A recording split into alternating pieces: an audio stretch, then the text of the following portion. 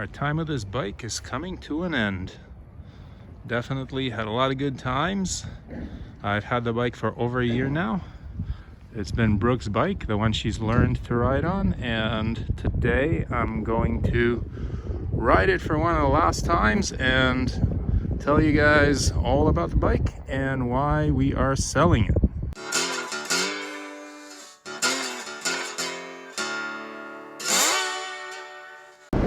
There's another biker. Ah, that was a Royal Enfield Interceptor 650. Love those bikes. Watch out here, folks. Social distancing. So, we got this bike for Brooke to learn how to ride on. And this is the perfect bike for a beginner. It's fairly low seat height. It's very light, 348 pounds full of gas. Ours weighs a little more because we put the windshield on, the bark busters, in case we fall over so we don't break our levers. A few other things, but generally speaking, this bike is very light, very easy to control. Not a lot of power, so if you want to go crazy on it, well, you're limited to about 30 horsepower here at the crank, I think.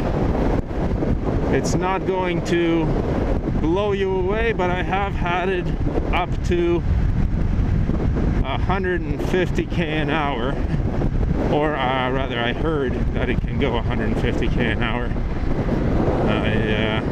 If you're a police officer watching this, disregard that last sentence. But it is a great bike. However, we are going to sell it. We are having, in case you don't know, a bit of an emergency all around the world these days. And that emergency is going to cause some financial issues for pretty much everyone. Even if you've got a job, even if your job is safe, the economy is about to take a giant hit. And it's only March 27th, just wait till April or May. I'm sure it's going to be worse by then.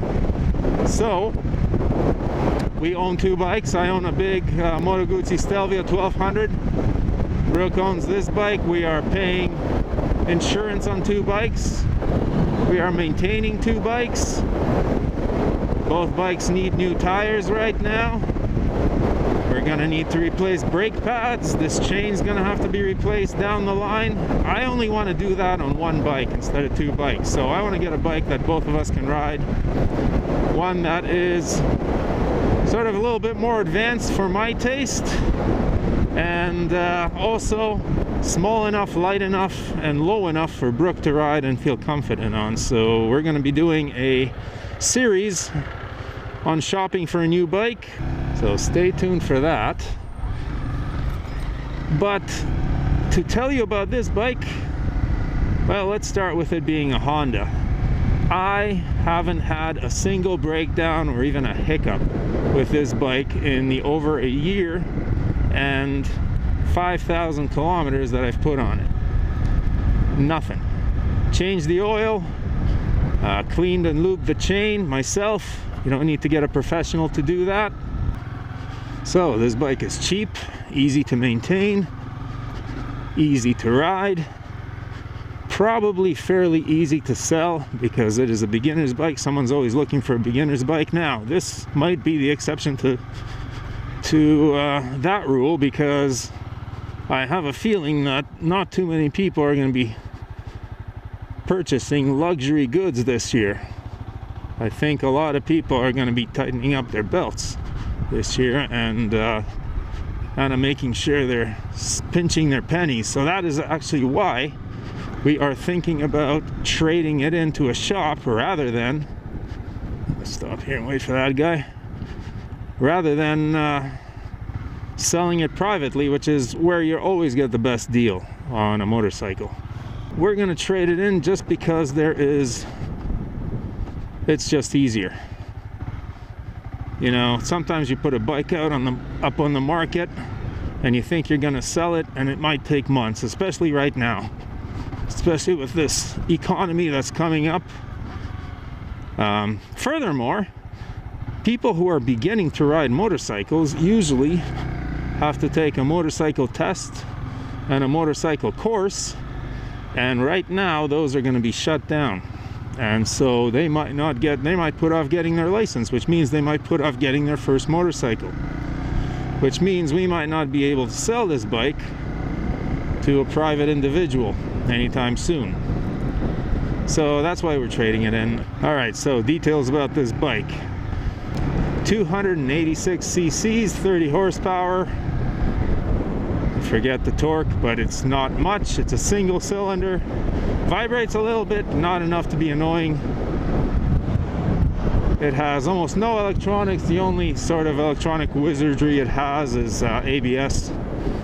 There are no rider modes, obviously not needed with this much power. No traction control, not needed with this much power. The ABS is not lean sensitive. This is a 2015, so they didn't have that then. Very easy to ride, very easy to repair, very simple bike. The weather protection is decent, especially with this windshield by Puig? I don't know. It's one that we ordered. I've got a playlist on this bike. If you guys want to know more, check out that playlist, and all the details about the bike are there.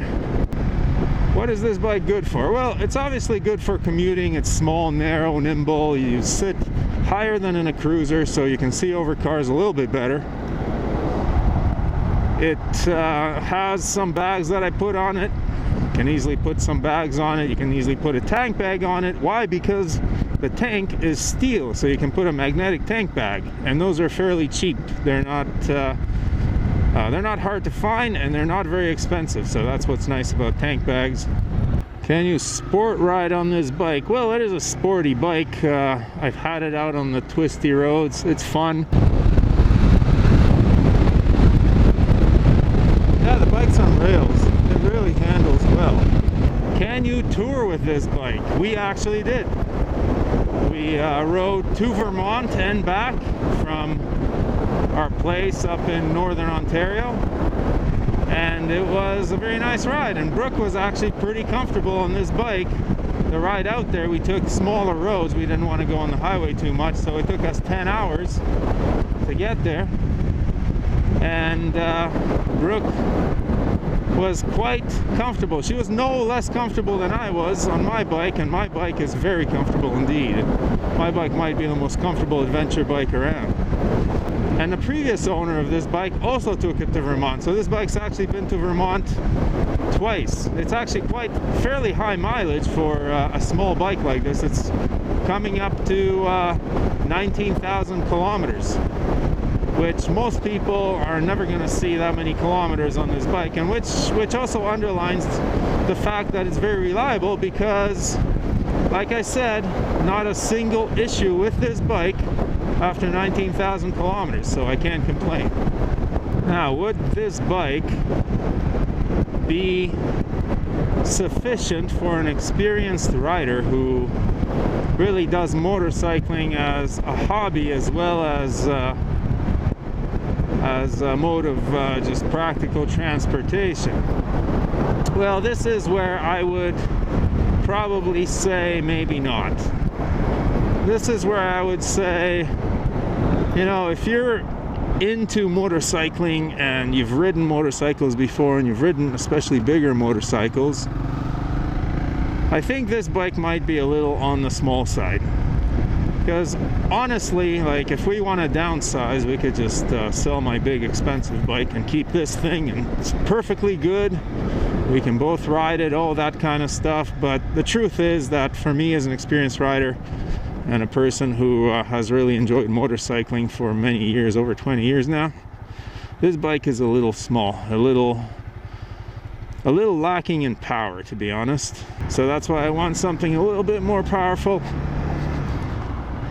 That'll keep me entertained, but at the same time small enough and safe enough so that Brooke can do her thing on it. This is downtown Toronto here. As you can see, there are quite a few people still around, but not nearly as many as there usually are. You can see in the denser section of town, a lot of people wearing masks. So to sum it up, guys, This bike is a great bike to learn to ride on. It's comfortable, it is reliable, it's unintimidating. Now, of course, this bike has been replaced by the new CB300R, which is narrower, lighter, a little bit taller. It's got a taller seat. It's got quite a tall seat, actually, 31.9 inches. This one's got 31 inches. Go around the cyclist here. And that one's quite a bit lighter, but same time, I don't think it's quite as comfortable. This one's got a larger frontal area, and that keeps the wind off you. See these plastic bits here, the black plastic bits sticking out here, out of the sides of the tank? Well, those things actually break up the wind in front of you. So that CB300R is probably going to be popular nowadays, but if you want a deal, you can find one of these old Fs sitting around. They probably don't have a lot of mileage on them because most people just learn to ride and sell them. If you're wanting a cheap, easy bike to ride, to learn on, or to commute on, or even to tour on, because you can totally tour on this bike, then this is it. Get this one, you'll be happy. If you're wanting a little bit more power, get something a little bit bigger, more powerful. Or get this bike, learn to ride, and then trade up, because these retain their value pretty well. So when you trade it in, you're not going to lose a lot of money on it. So guys, thanks for joining me today. I didn't cover everything about this bike, and that's because I have all of that information in the playlist on this bike on my channel. So if you want to know any more about this bike, check out those videos. I will social distance here. I ain't getting close to those cyclists. Thank you for watching. Thanks for joining me. Stay tuned. There's a new bike on the way. I don't know what it is yet. I'm looking at several possibilities. So stick around, subscribe, comment. If you have any questions about the bike, please ask me in the comments. I'll try my best to answer those questions.